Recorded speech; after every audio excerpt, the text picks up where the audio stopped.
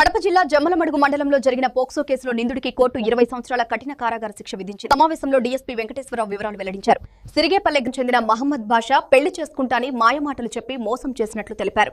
జమ్మలమడుగు శివారులోని హంసలకోన ప్రాంతానికి తీసుకెళ్లి పసుపు తాడు కట్టి పలుమార్లు శారీరకంగా చేసినట్లు చెప్పారు.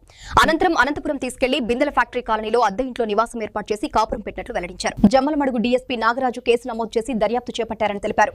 అనంతరం నిందితుడిని అరెస్ట్ చేసి కడప పోక్సో కోర్టులో ఛార్జ్షీట్ దాఖలు చేసినట్లు చెప్పారు. ఈ కేసులో స్పెషల్ పబ్లిక్ ప్రాసిక్యూటర్ వేణుగోపాల్ వాదనలు వినిపించగా సాక్ష్యాధారాలను పరిశీలించిన న్యాయాధిపతి నేరం రుజువైనట్లు తేల్చి 20 సంవత్సరాల కఠిన కారాగార శిక్షతో పాటు 5,000 రూపాయల జరిమానా విధించారు. ఇన్వెస్టిగేట్ చేసి దాని మీద ఛార్జ్ షీట్ ఫైల్ చేయడం జరిగింది. దాని మీద పోక్సో కోర్టు కడపలో ఈ ఫైల్ జరిగింది.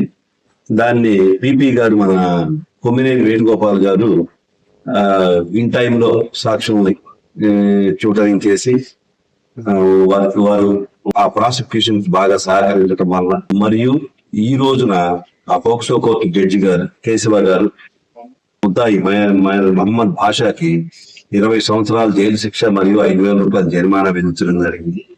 అదే విధంగా బాధితురాలకి 5 lakhs నష్టపరిహారం ఇప్పించుకొని కలెక్టర్ గారిని కూడా యాక్షన్ చేయడం జరిగింది. అయితే ఈ కేసులో ముఖ్యంగా ఇన్వెస్టిగేషన్ పార్ట్ ఒకటైతే ట్రయల్ పార్ట్ ఒకటి.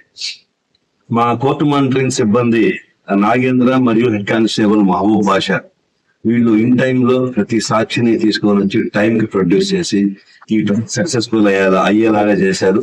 అదే విధంగా మా జమ్మలమడుగు సిఐ నరేష్ కూడా వాళ్ళందరినీ ఫోర్స్ చేసి విట్నెస్ ని ఇన్ టైంలో ప్రొడ్యూస్ చేసేలాగా యాక్షన్ తీసుకోవడం జరిగింది. ఈ టోటల్ గా ఆల్ డిపార్ట్మెంట్స్ ఆల్ స్టాఫ్ చేసిన ఎఫర్ట్స్ వల్ల పోక్సో కోర్టు పిపి గారి ఎఫర్ట్స్ వల్ల ఈ రోజున ఈ కేసు కన్విక్షన్ రావడం జరిగింది. పోక్సో కేసులో కన్విక్షన్ రావడం అంటే ఇది ప్రాసిక్యూషన్ సక్సెస్ కిందనే భావించవచ్చు. అతనికి 20 years కన్విక్షన్ ఇవ్వడం జరిగింది. అయితే అందరికీ నేను దీని సందర్భంగా చెప్పేది ఏంటంటే చిన్నపిల్లలు మైనర్ గర్ల్స్ ముఖ్యంగా ఎవరైనా సరే మాయ మాటలు చెప్తున్నప్పుడు కానీ వాళ్ళ తల్లిదండ్రులు పిల్లల్ని గమనించాల్సిన అవసరం ఉంది. వాళ్ళు ఎవరెవరితో మాట్లాడుతున్నారు, ఎవరితో మూవ్ అవుతున్నారు, వాళ్ళ యొక్క ఫోన్ కాల్స్ ఎవరెవరితో చాట్ చేస్తున్నారు అనేది కొద్దిగా డిస్కస్ చేసుకోవాల్సిన అవసరం ఉంది.